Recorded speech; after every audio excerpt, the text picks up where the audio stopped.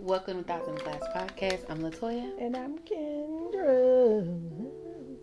And this is a weekly podcast where we share our unfiltered thoughts and opinions on a variety of topics. So sit back, relax, and join us on a conversation of real, raw, and ridiculously funny commentary. Period. Every week we do a drink of the night. Kendra, what's the drink tonight? Tonight's drink is a Red flag. red flag in commemoration of, it's not domestic violence. Sexual assault. Sexual assault awareness and prevention month. And prevention month. Easy to make. We're going to take 2 ounces of, and this is for one person, so of course we doubled it, but 2 ounces of vodka, Tequila.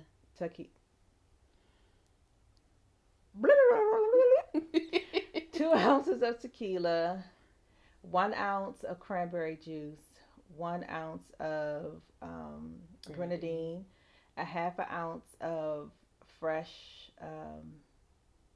lime juice. And I had to do this off camera because I completely forgot about it. A half an ounce of simple syrup. We're going to do a couple dashes of your bitters. Put it in the shaker. Muddle up your jalapeños. Oh, sorry. Muddling up the jalapeños. You see the video. And then put it in your shaker over ice. Shake it up. You're going to put your ice in your glass. Garnish it with a lime and a jalapeno. Cheers. Mm-hmm. That's really good. That's very tasty.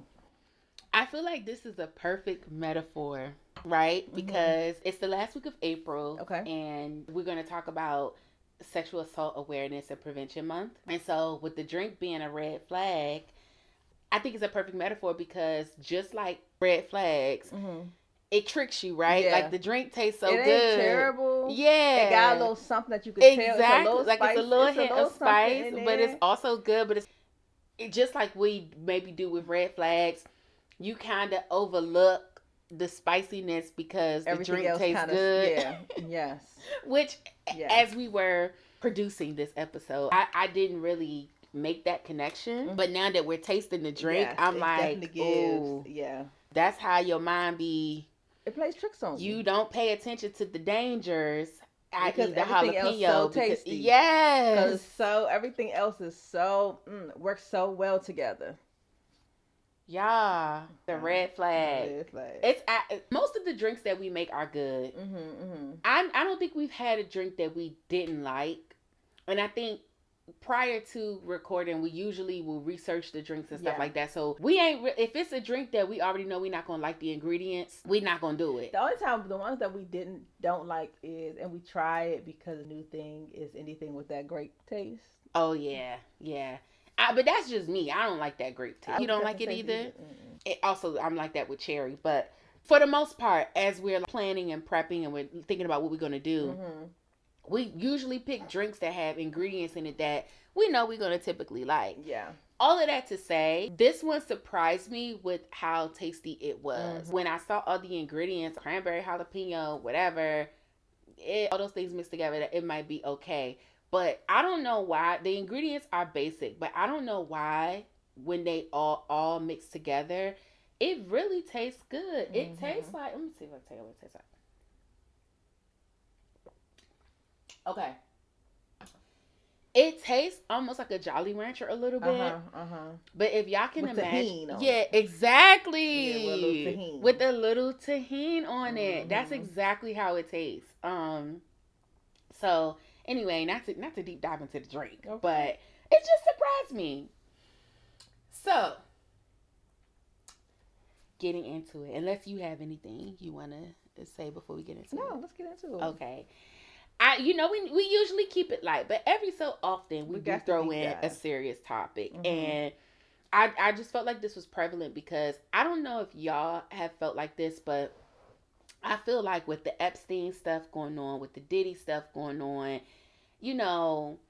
this conversation about sexual assault awareness, it's a conversation that we have been having, but like subtly. Yeah. You know what I mean? Like it comes up whenever we see some foolallah happening. Exactly. But I don't know if, and maybe it is like out there in the social media ether, but I feel like we'll have the conversation subtly, but it's never really like, let's focus on the topic and really get to the meat and potatoes of it all. Yeah. Like, what is going on? And I hate to say this, and I didn't really do my research, y'all, so I might be saying shit that's not accurate. But from my perspective, I'll speak from my perspective, it really feels like mainly men, but there are some women too.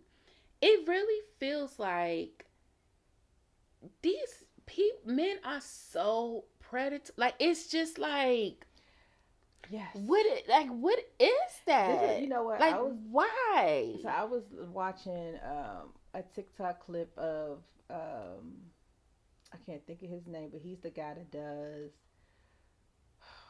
He's one of the nighttime stars. It's a black guy, and he has that one. Oh yeah. I can't think of his name right either. And he was doing his stand up, and he said that you know the whole thing about the bear and the men and stuff like that. And then he was talking about how like a woman said, "Oh, I took the bear," and then the man started getting super aggressive, like, "I am a man. You were going to," you know. And then he said somebody in the comments or wherever was like, also, if I said I got assaulted by a bear, I would that's when I would be believed.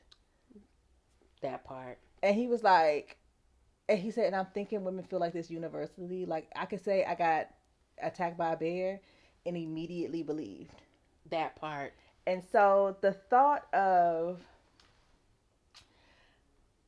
I think that the ingrainedness of the patriarchy, right? And the thought that women are property. That's kind of how it is so ingrained into this culture. Because I think I'm just gonna be honest, and this is only because of my purview and just how, even with slavery and things like that, to me it seems like the culprit is white men. It do, and I say this, white men, and then caveat people that have this mentality of proximity to whiteness. But yeah, so I watch a lot of like geographics and national histories and things like that. And I'm just going to say this. And I don't know all of the things. But in a lot of the tribes where white people have not invaded, that it has not been colonized, they worship women.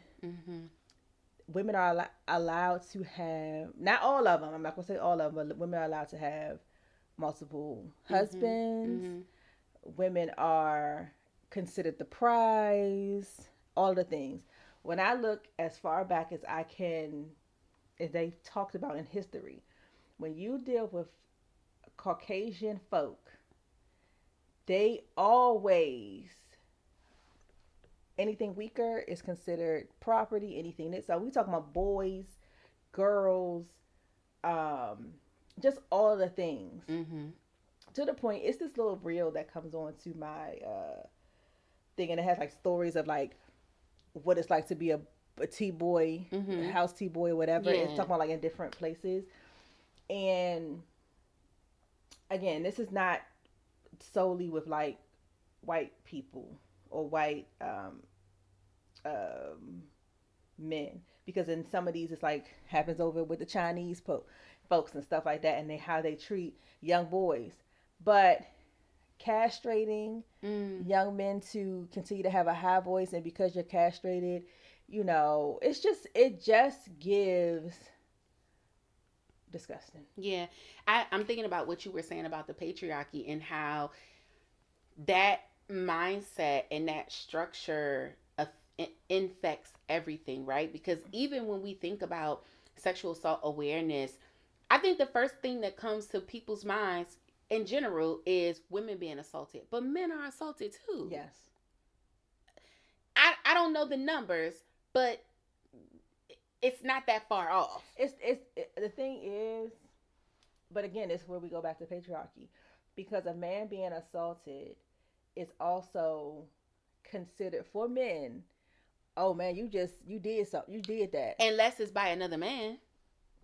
Correct. Then, but again, that's where we go back to men is the like exactly. You know. So I mean, and so on both sides of that coin, on the one side where you're a man and you're being assaulted by a woman, and patriarchy would tell you that that's not trauma, that's something to be celebrated. But then on the other side where you're a man and assaulted by another man, patriarchy will tell you, well, you're not a man if you speak up on it. You're supposed to keep that to yourself and don't tell nobody, because that immediately is going to deteriorate your masculinity. But it had nothing to do, like somebody preyed on you. Right. It's so unnerving, especially like now, where, and I know, like when we were kids, stuff was happening. We know that things was happening, but the broadcast wasn't broadcasting it, and we didn't have the social media. But I feel like now, especially in this day and age, people have been so emboldened to do it even more. And so, like when we talk about the Catholic Church, and because I think what people are seeing, especially molesters and I would call it predators, because that covers the whole. What they're seeing is people not getting penalized or charged, or we're just gonna hush it up and move it around. There seems to be no punishment. There's no consequences for overpowering what you would consider the weak. And it's so sad and it's so unfortunate that, like, I was watching, I don't know if you saw this episode on The Pit, and a young lady came in and she had been sexually assaulted, but it was by a friend. And so she goes in, and I get it, I know you have to do all of the things, but you have just been sexually assaulted, so now you have to go in and get a pap smear, which I'm already feeling very much so uncomfortable and vulnerable. Now you up in the space. You up in the space that has just now been violated. You doing swabs. You're touching my body. You're taking pictures. You're asking, like, well, when did it happen? How did it happen? You know, it's like all of these invasive things. And even with all of the, and then the other thing was, so she goes to put after the young lady's like finally lets her finish it, she goes to put it in a refrigerator. She did one 2 weeks ago. You're supposed to pick it up within 72 hours. The one from 2 weeks ago was still in the refrigerator. Wow. It was never picked up. So anything that was in there, that's it. It's gone. Wow. So it's like people don't care. You have to literally be on your deathbed or so mutilated that they're finally like, okay, well, the thought is this person went too far. And so if it's just a quick little something, I mean, well, ma'am, are you sure it happened? We don't see any bruises. We don't see any marks. What did you have on? It's all these questions. It's only until your eye is hanging out on your hand, and then we're like, well, this person is a psychopath. Exactly. He did a little too much. Yeah. I'm like, what? Why does it have to go that far? Yeah. It's really crazy, and it's very layered, and it, you know, we're not going to be able to like completely deconstruct it in one episode, but it's, to me, there's just so many things that come into play. For example, even just in our society, like the messages that we get from a young girl of like, put some clothes on, you know, don't be out here showing your ass, don't be doing this, don't be doing that. And I do, to a certain degree, understand that, because you don't want to, I'm struggling, because what I want to say is you don't want to give anybody a reason, but they shouldn't have a reason. Like, the issue is your self-control don't have nothing to do with me. It's called self. Exactly. And I am charged with doing that to my girls. Yeah. And it's not because I feel like they should not be able to. It's not that. it's the unfortunate truth. It's just like how we say we drive a car, right? We don't drive a car just to be driving our car. We're driving a car, but also being aware of your surroundings of your car, right? And So, everybody's not a good and driver. everybody's not a good driver. Everybody doesn't know how to pay attention. Everybody doesn't have self control when it comes to being cut off. Now all of a sudden we having road rage and this, that, and the fourth, and blah blah. So even with that same thought process, I can't control. Like, it's to the point where Jayla will be walking down the street with like sweatpants on, walking the dog, whatever, and somebody will be like, "Oh, how?" Like, sir, I can't even mind. I'm minding. Like, first of all, if you gotta ask how old are you, I'm probably too young. And then when you say the age, it's like, "Oh, dang, you only, sir." It's like this entitlement, which I feel like is the kind of one of the core pieces of this. The entitlement to someone else's body, the entitlement to someone else's person. Yes. Even to the extent of, like you were saying, trying to talk to somebody and they're saying like, no, I'm not interested, and you still, to the point of it gets to the like, and the guys that are more understand, like, want to listen. And when, like, I know you won't be still watching Shits and Gigs, but like I was listening to Shits and Gigs, and the lady was talking about like getting in the Uber, and so she was like, I guess it was like kind of one of those episodes like, what do you like learn about women that you didn't know, something like that. And she's like, even just getting in the Uber and having to start a conversation just to see what the vibes are. And he was like, I have never even had to think about that. Even for me, I'm on the train, one of these earbuds is out, and I'm facing a ways where I'm either can get my jet off, aware of your surroundings, and I know what else is going on. And I see they dudes just having Kiki ended up having a good time, and so it's just, it's so unfortunate. And I think for the younger women now, because again, these young dudes, it's just like, again, they just seem so much more. And I'm not making excuses for them, but society gives them different messages. Like our messages are, it's almost like they're putting the responsibility of being taken advantage of on the victim, or on the lesser person, right? Because their messages are, oh, you know what I'm saying, you got that girl, you did this, you did, like, their messages are completely different from ours. It's and so it almost conquering. Exactly. And so it almost empowers somebody. Like, if I already have bad intentions, then society feeds into that by empowering me, and showing me that, well, if anything happens, I'm not, I'll probably get away with it, or nobody's gonna believe her, or even in subtleties, right? Like, we're at the club, you was dancing on me all night. What did you expect? I expect to dance and then leave. Unless we have an agreement that we're going to do something more. Oh, well, you're a tease. Like, even that language, it shows the difference in the dynamic, that you feel as though you have some entitlement to me. And so by me dancing on you, that has given you permission, which it is not that. Like, we could just be dancing and that's it. Because the thing is, let's say, it gets to the point where you could just smile and and just having a conversation. You're at work, just having a conversation.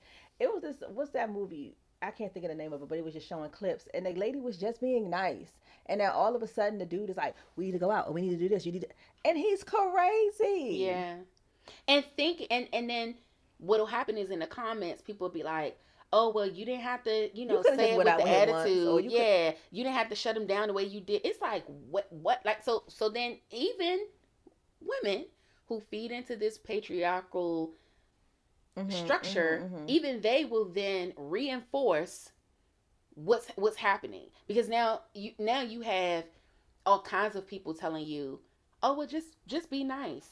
You don't have to be a bitch about it. You don't have to be rude. He doesn't have to keep coming after me after I told him no. Like I think what ends up happening in that kind of situation is persistence becomes pressure, right? And people see the persistence and they think like, oh, he just trying his hand. But I've already said no. Right. And so when does it go from you're just trying your hand to now you're pressuring me to now you're coercing me? Because this is the hard part, and this is what the men say, which is true. Well, if it was Idris Elba, well, because I like him. Right. And that's fine. He could, I could be trying to play hard to, it could look the same. And it just be like, you know what? She keeps saying no, cool. Then that's on me. Right. But either way, leave me the hell alone. But you know what's so interesting, especially for straight men, what's so interesting is they understand it when it's a gay dude trying to talk to them. Like, so same scenario. A girl trying to talk to you and you say to the girl, I'm not interested, and she keep trying. Okay, oh, she on me. You know what I'm saying? She on me, dog. I had to tell her to ease back. Yeah. A nigga try to talk to you. Man, I was about to punch him in his face. He kept trying. What's the difference? Right. Why you mad? He just trying to see. He just trying his thing. He just you might say his persistence into low pressure. Exactly. But they instantly understand that. In that scenario, they want the gay man to immediately, if they say, oh yeah, no, I don't roll like that. They want the gay man to understand that no means no, and that's an immediate, and you shouldn't keep trying your hand. Oh, but when you're in that situation, it's okay for you. But then when you know, I'm good. Oh, ain't nobody want you anyway, bitch. And I'm like, well, Claire, if you didn't want me, why are you talking to me? Yeah. It'd be... Well, you cheated on me, and I said, all right, well, let's just... Nah, we ain't going out like that. What are you talking about? I don't know what that is. I mean, you can say the unmitigated gall, the gall, whatever. But where does that develop from? And I'm asking this question rhetorically because I feel like the answer is like this society has created an environment for that to develop. I guess I'm just trying to figure out like what happens inside the minds of people that if being a predator is a spectrum, right? Because I do believe it is. I think you have people that are all the way over here who had nefarious thoughts to begin with. They want to take advantage. They want to rape. They want to do all those different things. And then you have people over here who that may not necessarily be their intention, but they still end up going down that same path. They don't want to stop. Because they don't want to, or because they feel like they use all these excuses to justify it. We would like the example of the club. Well, she was dancing with me. Well, she was this, she was that. That's the thing. The thing is, if you are a person who wants to stop, you will stop. So it's just like somebody who drinks occasionally and an alcoholic. Right. Yeah. So it's someone who, my intent was not to become an alcoholic, but I did not want to stop. My intent is to not become an alcoholic. So I know my limits. I know what's going to get me to where. I know this is a crime. I know this. I'm not going to drive drunk. It's the self-control of let me do the right thing. It's the non-self-control of other people have done it. And so you use the excuse of the other people. And because inevitably it boils down to you don't want to stop. Correct. And I like where you're going with that because those are the same people that will use anything of it. So like, oh, I was drunk or we was high. Like, what? Those are the people that will use any excuse available to justify their actions. Well, how did you get this way? Well, we were at the party and my friend didn't even tell me this. They saw I was going down a slippery slope and they didn't take my keys. Or they didn't. It's everybody else's fault. Oh, when we was at the thing, she was like really drunk and I got her in her room and then she started taking her clothes off because she wanted to get in the shower. And at that point, she didn't tell me to stop. Right. You had plenty of opportunities to say, you know what? I don't want to be in a situation where this can happen, this can happen, this can happen. So I'm going to write a note, say, hey, just to let you know, you got dropped off, If you know a homegirl's friend number, hey, I have her keys because I've locked the door because I didn't want to leave the door unlocked. Whatever you need to do, hey, hit me up. If you need your keys back, hey, whatever. So that you don't put yourself in a situation. Absolutely. When you have people that's like, I can use, oh, we was drinking, oh, this happened for me to get what I want. Now that gives me license to do. And it works in every instance, and when you can talk yourself into and out of a lot of stuff, and it's a choice. And people, I think for girls from the beginning, as soon as we are able to walk, it's a don't do this, don't do that, don't do this. There's never a conversation with young men from my point of view where it's, oh, don't hit your sister or don't do this, but it's never a, listen, this is what can happen. This is how this is it's never a full explanation. And then there's not any emotional conversations about why you shouldn't or why this, that, and the fourth. Right now with Joshua and Jonathan, we definitely are having conversations about what's it called, their own autonomy, right? So there are certain things that I feel as, yes, you are rearing your children, so there are certain things that you should and should not, you should be doing. I think for them, I'll give you an example. When his dad cut his hair, when anything's happening in that way, I don't even believe in like spankings and stuff like that anymore. I think that you messing with somebody's, you're physically messing with somebody's person, their body, right? And you're making it okay for them to be accept you know, a type of abuse, right? So now when you go and your punishment, I'm cutting your hair off, your punishment is this. When they go out into the world, there are certain things that they will be accepting of or be so upset with, the smallest thing sets them off. Correct. So trying to have these conversations and saying, I say it to the girls, even if it's me, if you have a problem and I'm not respecting your boundaries, your whatever, you have every right to stop talking to me. Yeah. If I'm not going to do what you need, and I'm not saying like you just out in the streets acting a damn fool. Yeah. But if I'm like, you know, cursing at you, making you feel a certain kind of way, this, that, and the fourth, because that becomes a trend. So when you become an adult, it's like, I've been saying stuff like this to you. You ain't never said nothing. Or like you say, you accept it from other people. Well, my mom used to talk to me like that. So it ain't nothing. Or that's love. Or that's how you still took care of me. She still did such and such. We still went out, but she cussed me out. So now you in the relationship and you're like, well, my boyfriend cussed me out all the time, but he take me to a nice restaurant, or he do this, that, and the fourth. I'm used to that. My mother used to do that. I don't want them to feel like a punishment or restriction is then later on going to be how they perceive, you know, love and, you know, you don't want that to give license to I'm not giving behavior down the road. Yes. And for male, for the boys and for the girls. So stuff that we're doing, definitely happy with Davon coming into the picture and things like that, and being able to see how we work together and how we have our relationship. We ain't cussing each other out. We ain't doing all that fussing and that fighting and all that kind of foolishness. When I get upset, I'm like, give me a minute. And vice versa. And then we still make each other's, sometimes I get pissed off and I ain't making no lunch. But it still be, you know. Yeah. And I think, and with the boys also seeing that he takes care of. And it's not like, I'm going to do this, but then when I'm pissed off, I'm cussing, or I'm doing this, or I'm doing that, or I'm treating this person a certain kind of way. Like, just because you have an attitude doesn't mean you have to stop doing what you were doing. Like, you can still be a part of the family and do the things that you're doing, but you got an attitude right now. Yeah. And then it's also like the consent of it. And so, like, because he hit me on my butt and stuff like that, and Joshua thinks it's okay. And I'm like, hey, I allow daddy to do that. You don't do that. Right. And so, and at 3, he's not going to necessarily get it, but I know Jonathan here is like, why you let him do that? I was like, because, you know, I love him, and that's our way of doing stuff. And also, that's a great conversation around consent, right? Yeah. Because I can give one person access, and just because you see that person have access, that doesn't mean that it spills over to you. Exactly. And that's something that they should understand early on. Like, because they'll say, like, this girl fast, she easy. She may be easy with these 10 dudes, but she not easy with you. So sit down. And so if she says no to you, I don't care how much of a hoe she is. Yeah. She told you no. She not a hoe for you. And you gotta respect that. And you gotta respect that.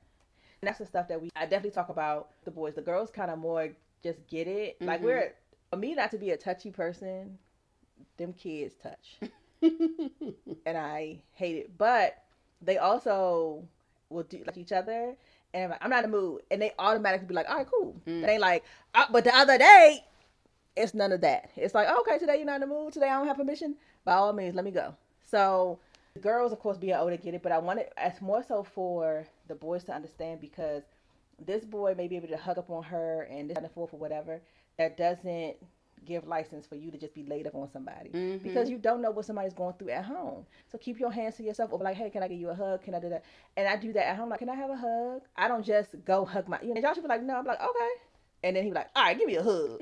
My first thing is like, oh, it's not like, okay, well, don't ask me for one later on. It's just okay.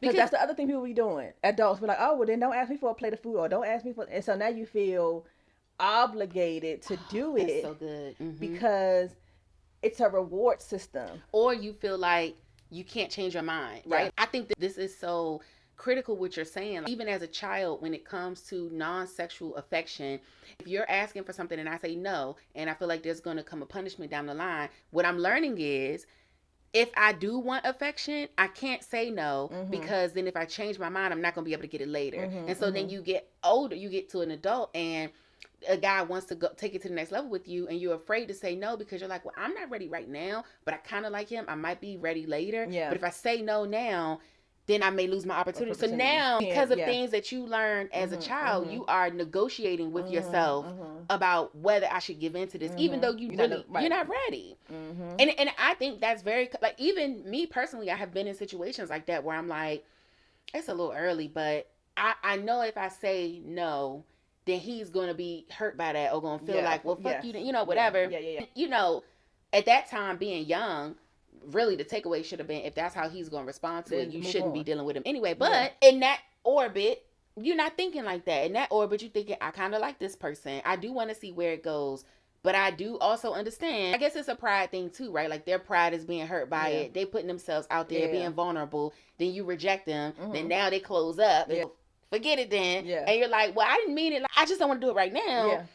All of these things are happening because I believe, because of the messages that we have gotten from childhood to growing up, young adulthood. You get that. Oh, don't give me a hug, fine. I won't be giving you none of my candy I have. Exactly. And it's like, give you a hug. And it's like, I don't ever want them to feel But even that, like, why? And it, again, asking rhetorically, why do people do that? And I'm trying to, maybe I'm guilty of it. Maybe I have done it. But I'll say, I know that I have. Especially like the kids, like, oh, you don't give me a hug? Okay, don't ask me for one later. And then I caught myself like, I don't want that to be the mindset. Because then also, it's sometimes where they're like, oh, mommy, can I have a hug? I'm like, I'm really not in the mood. And I want them to be like, oh, she's not in the mood today. I don't want them to take that as a slight to them and already be used to. That doesn't mean later on after I take my shower, maybe whatever, and then I'm like, oh, you know, you asked me for a hug earlier, I just wasn't in the mood, but if you still want a hug, you know. But being able to understand that don't have nothing to do with you. So I do a lot of explaining, and I get in trouble with this where, because like, I'm like, you don't ever punish Jonathan, you don't ever do this, and I'm like, there are certain things that I feel like the lesson isn't always to take away, but the lesson needs to be a conversation, because you're not learning anything, right? So something happens and you hit your sister, right? And then it's like, you want to hit your sister, you go sit in the corner. But no one explains that hitting someone that you, like, why, first of all, why are you doing that? And it's because, oh, is it because you feel like she's smaller than you, then you can get away with it? Because you don't hit me. When you don't get your way with mommy, you don't hit mommy. So why is it when you don't get your way with your sister, you feel like it's okay to hit your sister? So there's no conversation, because then that goes to, well, I used to hit I hit my sister because my mom says she weaker than me. I don't believe we get in trouble. I just kept putting the time out. And a lot of men hit you and like, you know what, let me walk away. Now all of a sudden you've done the crime, and now you want to go somewhere and cool off. And there's never a connection of, you never learn that, why is this wrong? And why are you doing it? Because it's innate for animal, including and I'm including humans in this, to overpower the weak. It is it's the natural order of things. So I don't see a tiger going after a regular gazelle. They're going after the weak one because I can get whatever I need to get to faster. You're not going to, if we're out and you see LaToya, like, not really, I'll say reverse. You see me, they ain't talking to me. LaToya very warm, very welcoming, and they want to chat you up, and I'm the one that's like, and we gotta go. I don't get the same conversation, because they're not going, it's not as, and not that you are easy, but they feel they can pull more out of you. I don't have, it's a lot harder to pull out of me. And they don't want to work for it. And they don't want to have to work for it. So then it gets, but see, then you're the one that they'll be like, well, I got all this out of you and you still saying no. It's like, I was just here for a conversation. What are you talking about? You was entertaining me. Little do you know. So now they feel like, well, I just wasted my time. I could have moved on to somebody I was going to get something from. So then the mindset is, well, now I'm going to take it because I gave you all of this. I could have been moved on. And then it's like, but why do you, that's your own That's your fault. problem. That's your problem. I got to give the gab. Why you mad at me? Learn, what is it? Discernment. That's some discernment. It's been 3 minutes and this conversation ain't gone nowhere near where you thought it was going to go. Baby, stop digging that hole, because you're going to be stuck down there and I'm walking up this bridge. Yeah, so just having those conversations with them. What do you think about? I feel like we see a lot of victim blaming. Oh yeah. And I think people don't understand when they're doing it. Maybe they do, maybe they don't. I don't know. Mm-hmm. But I feel like when you hear about a scenario or a situation that happened, and like I'll bring up the Brandy and Wanye situation. Mm-hmm. I feel like when people heard about that, a lot of the response was, "Oh, she was not a normal 15-year-old." I think when people are saying that, they don't understand that that's a level of victim blaming. Mm-hmm. To make an excuse and to say she's not the normal 15-year-old, you are giving him an out. Yeah. So she was the victim in the situation. And instead of saying he was wrong, she was too young, or etc., you say she wasn't a normal 15-year-old. Mm. And so I think when people hear victim blaming, they want to go for the literal. Oh, it's your fault that this happened. Yeah. But it doesn't always come out that way. It is very subtle.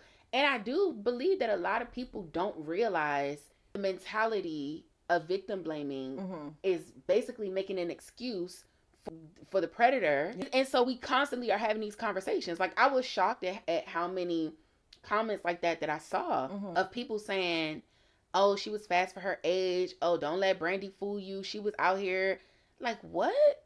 And that's the hard. So this is the thing. And I think that especially in the music, the entertainment industry in itself, right?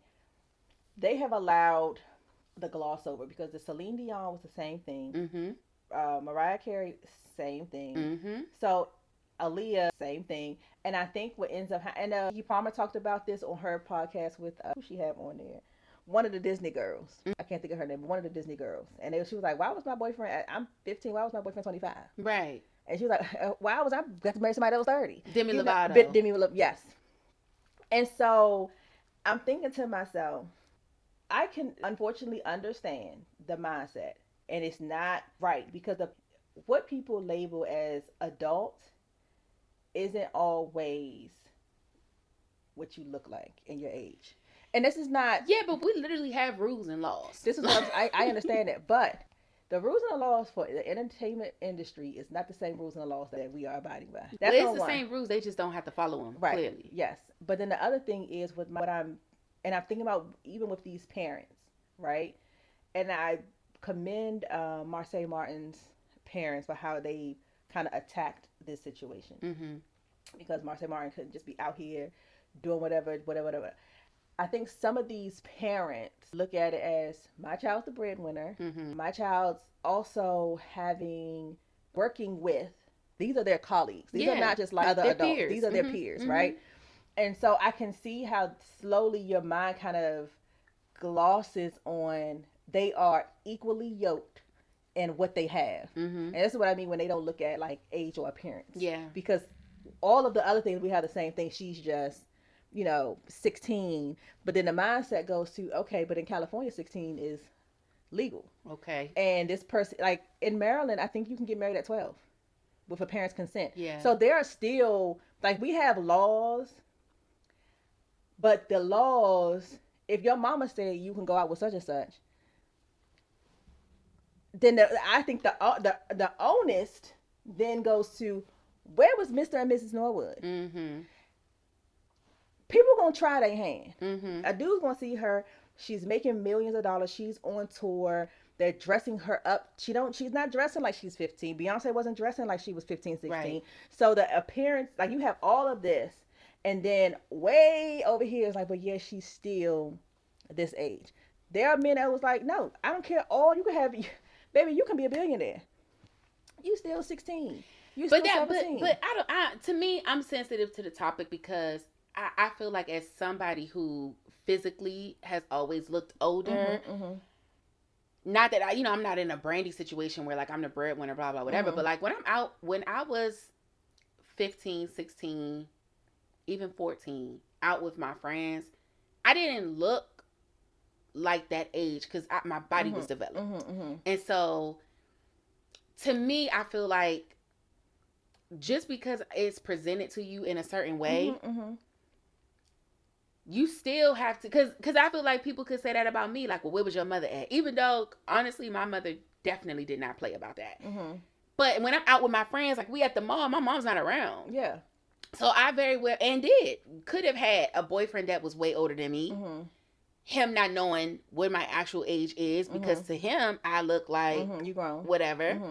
And where I'm going down this certain path that I don't have the mental fully to understand the path I'm going down.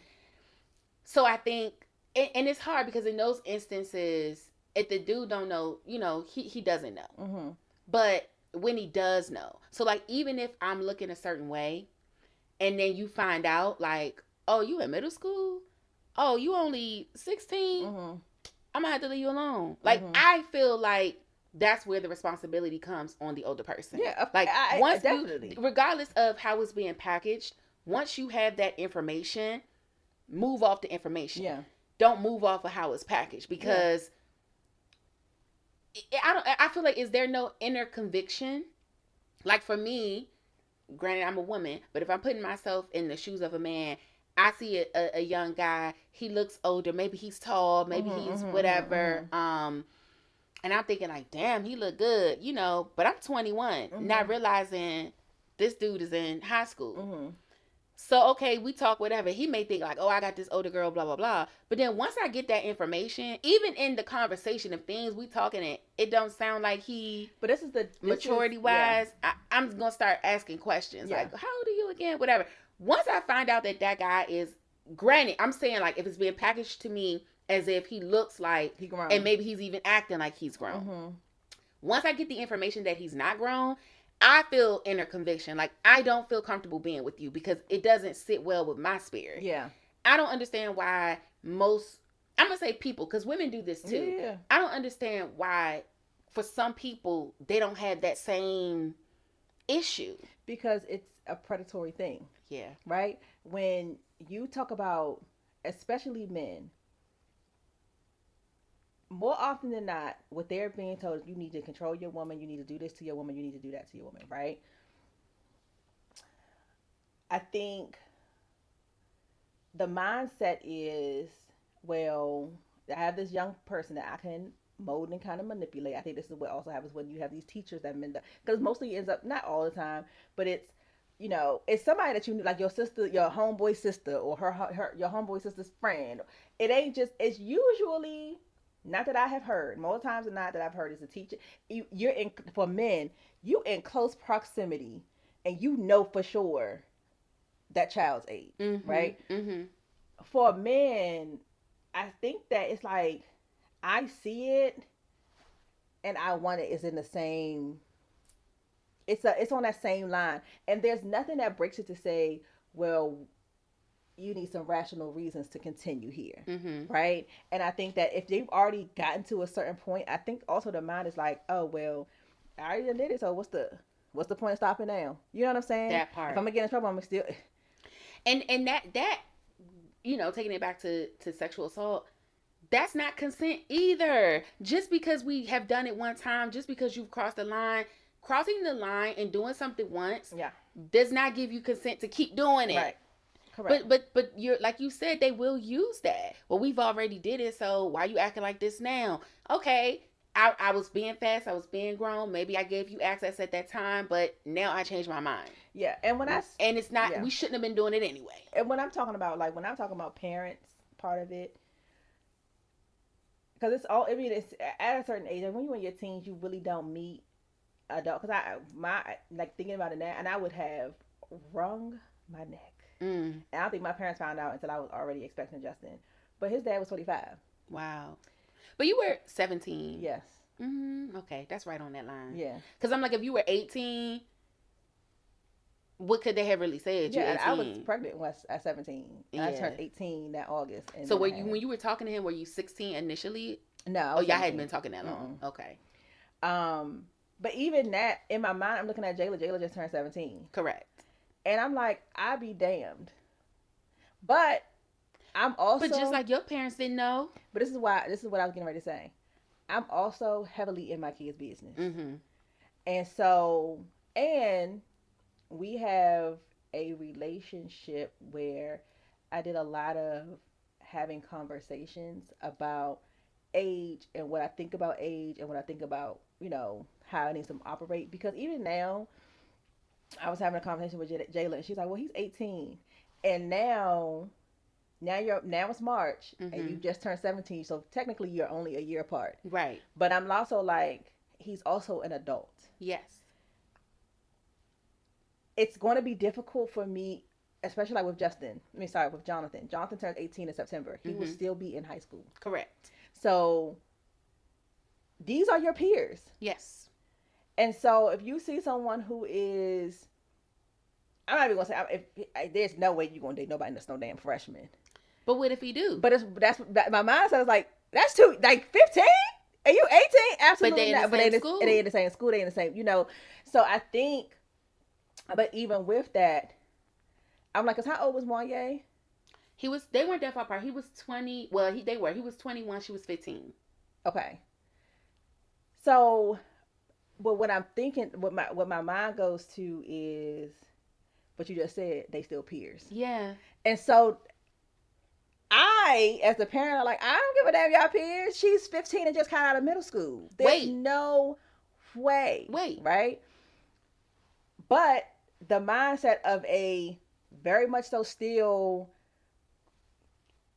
antsy. And the thing is, the 21-year-old in the music industry, and this is not, this is not an excuse. A 21-year-old in the music industry is not treated like a 21-year-old in the music industry. Correct. Right? They're still being told what to do. They're still being dressed. They're still like, there are a lot of them that were in their 20s and like, I just want to be able to do what I want to do because I'm grown. Mm-hmm. You're still treated like a child. When you are a child star, you are treated like an adult until you are actually an adult. Mm-hmm. And then it's like, okay, you're an adult. We need you to still be in this package. For Wanye, Boyz II Men, y'all 21, but we need y'all to appeal to 15, 16, 17-year-olds to have a longevity of that. You know what I'm saying? You're not appealing to the 21-year-olds because they also like, okay, well, I can be somebody that look like you and he's 21. Yeah. You know what I'm saying? Or even if you are, it's a range. Yeah. Like you need to be marketable from 15 to 25. Yeah, because so you're longevity restricted into this range where each of them feel like they can identify with your persona. Yes. And then you fall into that persona, and next thing you know, you are. I mean, I'm looking at like, what were you doing with Ray J? Yeah. So it's all of this, but these are like, I think Angel was talking about she did a movie with Marseille, and her niece calls her Auntie Angel. She's like, I'm grown, I'm older than her, and so then she was like, so Kev was like, oh, did you have Marseille call you Miss Angel? She was like, no, she's my peer, and I'm like, but you're still like, you know what I'm saying? Yeah. So the mindset in that business is we're peers. Mm-hmm. So we're on a job. So the level of respect that I have to give you is different. But it really shouldn't be. I mean, I don't know. As far as when it comes to that, I don't really care. But when it comes to the dating, just because we're focusing on sexual assault, it's and honestly, even though I'm like, he should wait, I also feel like that's predatory. Like, if I met a guy at 17 and he was like, oh yeah, I'll be back to see you on your 18th birthday. No. Because it's almost like, that I'm too young for you and you're just waiting for that line to make it okay. And I don't want that either. I don't want that. Yeah. Like, it still feels like you're preying on me. Yeah. So while I do say that for the legal purposes of it, like if you really feel like you got a connection with this girl and all of this, why can't you wait for her to become of age? Yeah. But then I also feel like those that do wait, it's still giving you waiting in the shadows. Yeah. Because then it's like, it's so difficult, right? Because, and I'm only talking about, because as on the outside world, plenty of people should be just fool along with, right? Yeah. Because it does not, it's enough where you can move around. And I think celebrities can too, but to a limit. Yeah. And I think that as much people say, oh, you got so many women in the world, why you just can't? No one's teaching you how to hold on to your money, how to put money away, because they also are winning off of you not knowing stuff. Preying on you. So now you're in a situation where they're like, well, you don't want to be with nobody who can't meet where you are, most of the women in the ladies in the 90s, they were either going, there weren't as many popular in that age range. So now you're looking at who's the most popping, Mm-hmm. and I would blame sometimes these A&Rs. Well, you being with her would make this so, and so you also have actual adults, 30 and 40-year-olds saying this makes sense Yep. because Yep. we can market this. Yep. Yep. So if you have grown people who are telling you how to dress, what time to get up, what time to be at rehearsal, this, that, and the fourth, also saying this will be a great marketing tool. Yep. Now it's like, oh, so it's cool. Mm-hmm. So now it's two things, right? Like you're being taken advantage of in more ways than one. Mm-hmm, mm-hmm. So I want to stay on this, but switch it a little bit. But I want to ask you, when you got older, right? Mm-hmm. Did you think about Justin's father and Mm-hmm. like question with the age gap?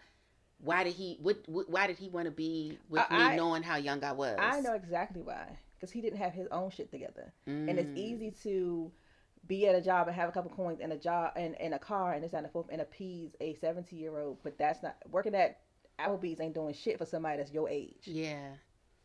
Because think about it, 25, the girls in his age group are probably just graduating from college or they starting to get their, They career do, setting off and all of that. Yeah. and you working at Applebee's living with your mama. No, Mm-hmm. not Mm-hmm. no. Yeah. Do you think he understood that, or do you think it was just, oh, she cute, whatever, whatever, let me just go after her? Or do you think he knew, No, like, oh, I yeah, think that she he young, was. I can impress her with this little bit that I got? I think he was a predator because, and I say that because I was 17, had Justin. The girl before me was 17 and he was like 21, 22, something like that. Mm-hmm. The girl after me was 18, either 18 or 19. So mind you, she had her kids. Justin was maybe, he moved to Alabama, he was already born. So now I'm in my 20s. So he's damn near in his 30s and she's 18. Okay, yeah, it's a pattern. Yeah. So, and so because when she reached out to me, she was like, "Yeah, we started dating," and I was like 18, and in my mind, I'm like, at that time I was living in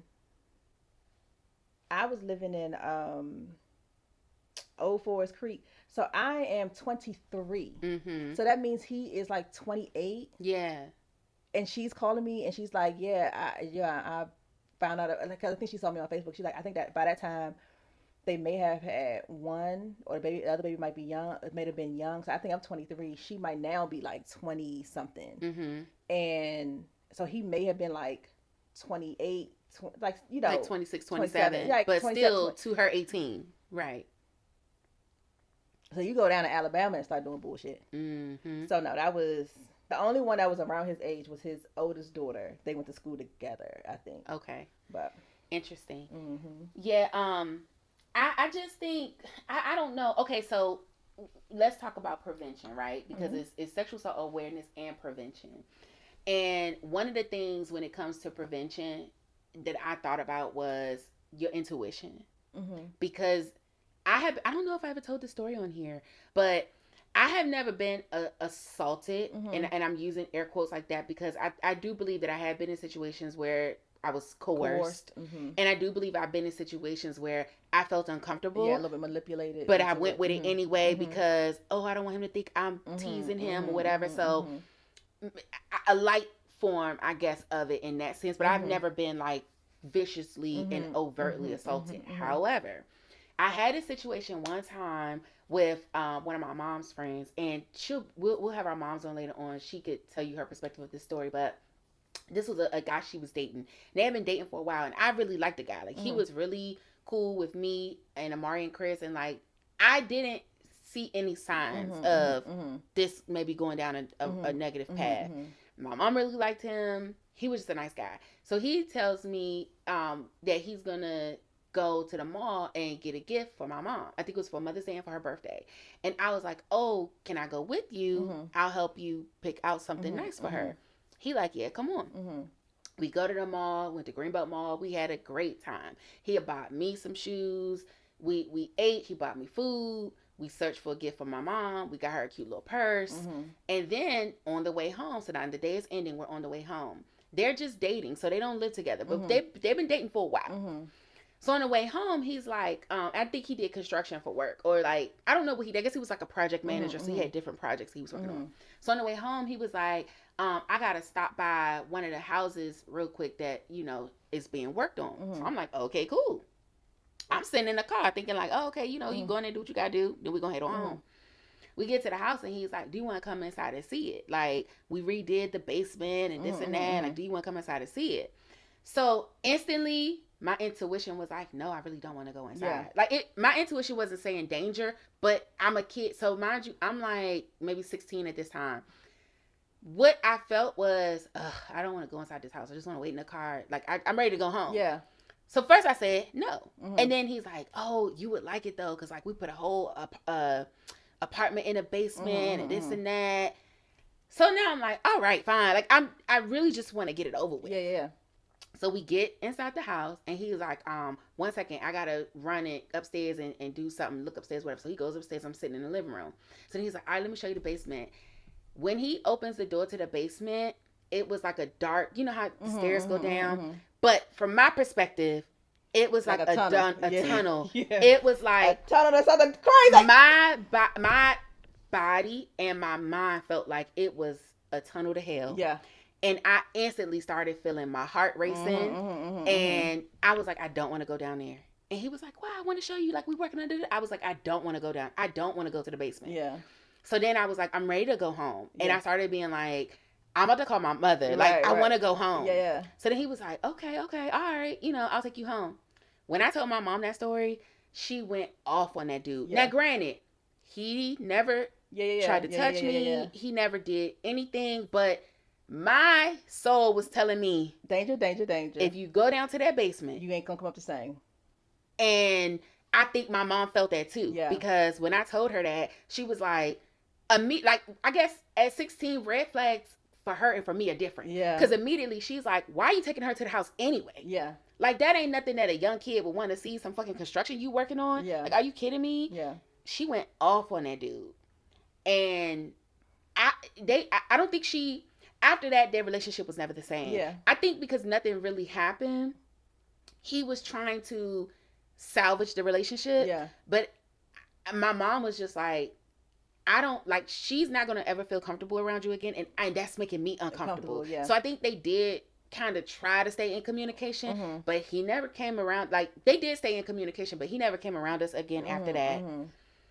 And they eventually stopped talking. He moved to Florida, and this is definitely telling her business, but she did visit him when he was in Florida. But I just think, even though nothing happened, I just think after that, my mom was like, I just can't look at him the same. Yeah. And she's like, I know nothing happened, but she was like, in my mind, I just feel like his intentions. Yeah. Like, why was you trying to take her? And then she was like, the fact that you felt uncomfortable, I don't know what his intentions were, but you having that kind of reaction, something was not right. Yeah, there was an angel maybe on your back saying, sister, now.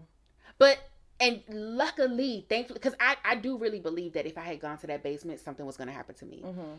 So luckily I didn't. But I also feel like, how often do we have these moments and we ignore our intuition? Yeah.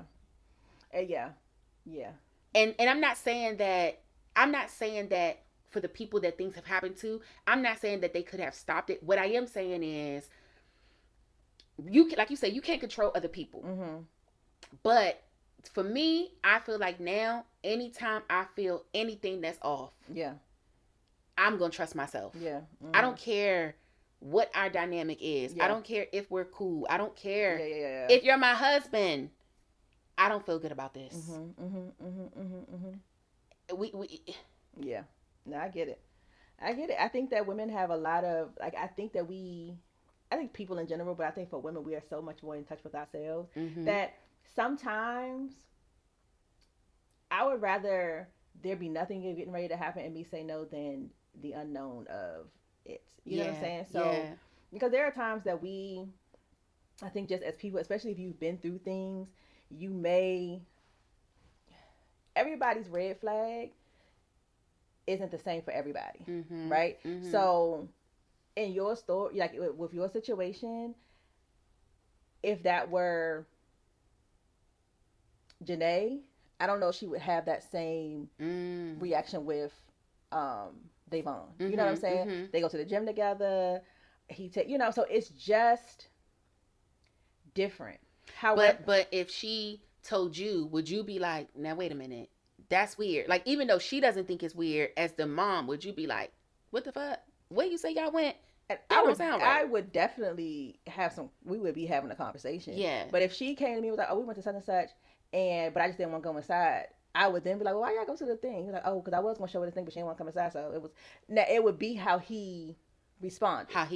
Right. So if your first thing was like, nah, I don't feel like going inside, he was like, all right, I'll be right back.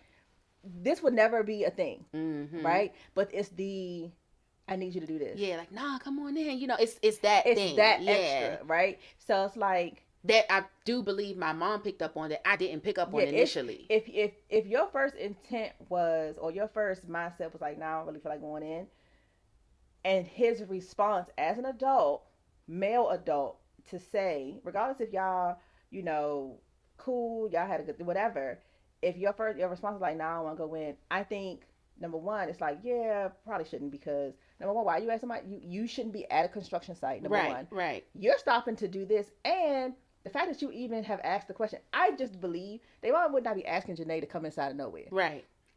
It's like, I'm about to go. I need to run to this construction site. All right, like there's no thought, like we're not even going to hang out. Right. I got to do something real quick. I'm going to pick something up. You don't even need to come inside. Here go the keys. You know what I'm saying? It just gives. It's never been that, and it's never been like, if they did, even if it was like we went somewhere, they went, oh, you want to come in, like, whatever. And if it's no, I don't want to do it. There's never been a time where I can say that he has then like pushed it on her, been persistent about it. So, and he ain't asking to do shit with him anyway, unless it's like we going to the gym, or he was like, we can still go to like it be stuff that they have. Yeah. But I mean, it doesn't even necessarily have to be Davon. I think the point I was making was, as a child, there were things that just even retelling the story, not even being there, there were things that my mom picked up on as an adult that I just didn't even, it went over my head as a child. Like you saying, why is he taking you there anyway? Yeah. And why would a kid be interested in that? And I think so. And the reason I'm using him is because of the connection of, this is somebody that you've been cool with, right? So you've already been trusting him. You've already been cool with him. I think the thought process is, well, if he was going to marry my mom, right, would this be something my dad would say? Oh, you should come check this out. You should come, So that's the thinking. But then the other part of it is, well, that's not your child. So there is, I think, for every step parent, for every person dating, there is a line, a boundary that you just don't cross, because unfortunately it happens with paternal parents, like biological parents, but you just have to be that much more attentive to, I'm not doing this because it's not even my child, and I don't ever want anybody to think that I'm in this relationship or I'm going to take advantage of these young ladies. Yeah. Because if it was Chris, well, he'd be like, I want to show you, right. I think Chris wouldn't have thought two things about it. And because me and Chris 10 years apart, so that this would have been a 6-year-old Chris. Yeah, but I'm saying, like, if the roles were reversed and Chris was 16. Oh, okay. He's like, bro, you need to come in here and see this is what I'm doing. I think he probably been like, nah, and he probably like, all right, well, don't worry about it. Right. You know what I'm saying? So would that have, or would he have then still been persistent, like, nah, I think you would like it, because if your mom and I, if you look at it, so I don't. Or maybe you could get into the business. I can show you what we do, whatever. So that persuasion. That would make more sense. Yeah.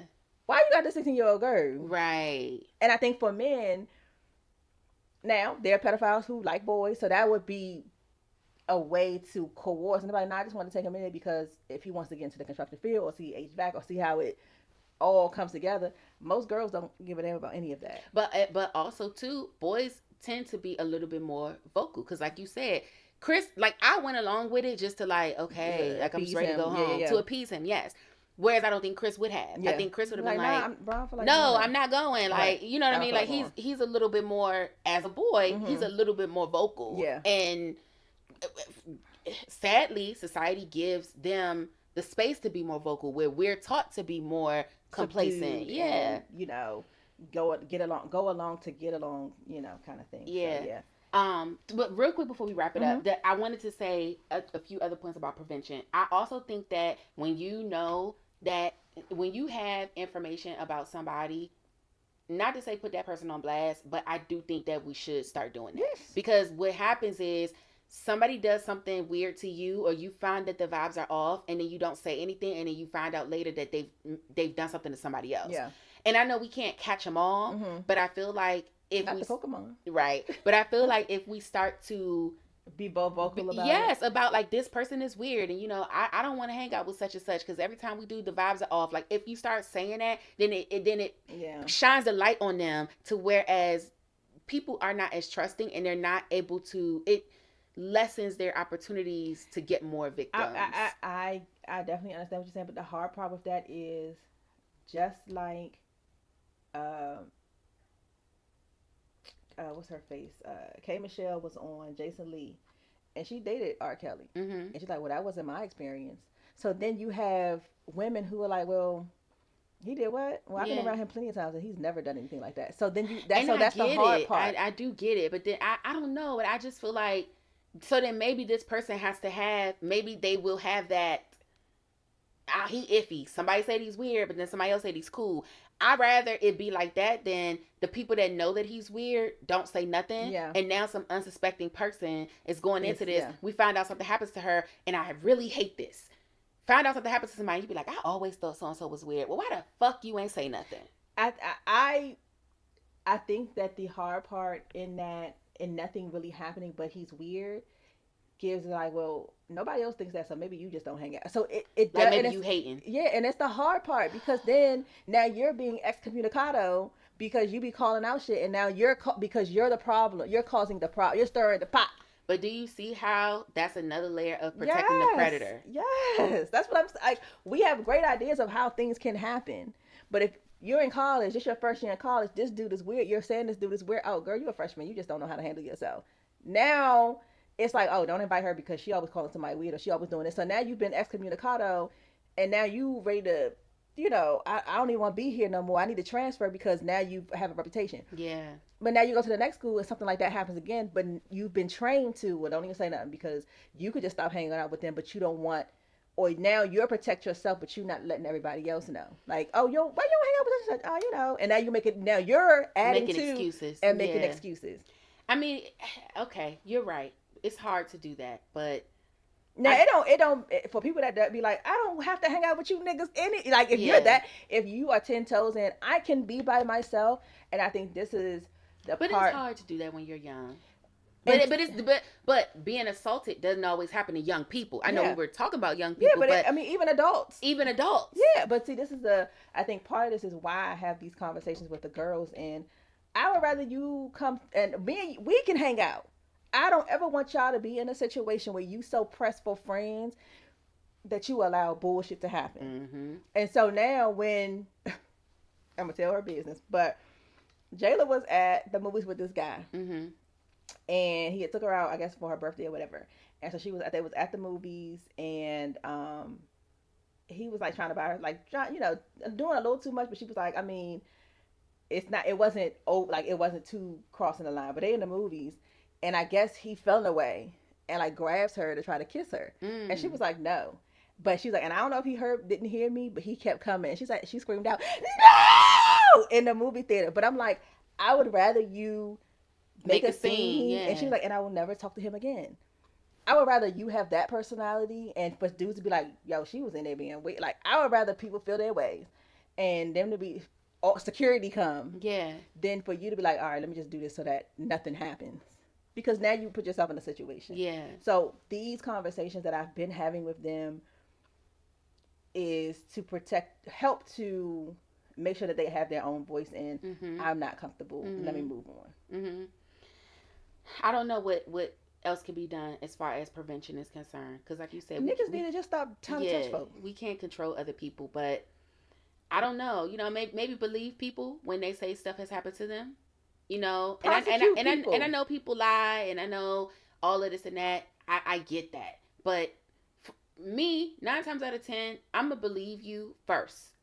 Then if later on I find out you lied or some information come out or we can't prove your theory, Okay, cool. But I'd rather believe the person than to not believe them and allow the predator to have a layer of protection because Yeah. we don't believe the victim. Yeah. And I can, just to play devil's advocate, I can also then understand when you have crazy women who nothing has happened. I seen a thin line between love and hate, Mm-hmm. and nothing has happened, but now you're ruining careers, Yeah. because you feel in a certain kind of way. Yeah. And so it's like, I can't change now nobody wants to work with you. Now all of these things, especially if it's anything in the headline, because the whole situation with like Johnny Depp and his wife, Mm-hmm. and it wasn't the same thing, but you have made it seem, and no, then it gets to the point where nobody wants to work with him. And so then when everything comes out where he doesn't have any fault and stuff, then it's like the people aren't as forgiving to see him in another movie or see him in another thing. Yeah. That's the hard part too. Like, it's just people just leave folk alone. Right. Anyway, we could get up out of here. All right. Well, that was another great episode. We got a little deep. We haven't got deep on y'all. Yeah, we haven't got deep in a while. So, if y'all are free this weekend, I'll help to curate the book fair and the author event at Pop Up and Grow. That's going to be Saturday the 2nd and Sunday the 3rd. So if you're not doing anything, you want to come to that, come and see me and the authors. Oh, yeah. Make sure you subscribe, hit the notification button, tell a friend, drop down in them comments, and we will drink to that.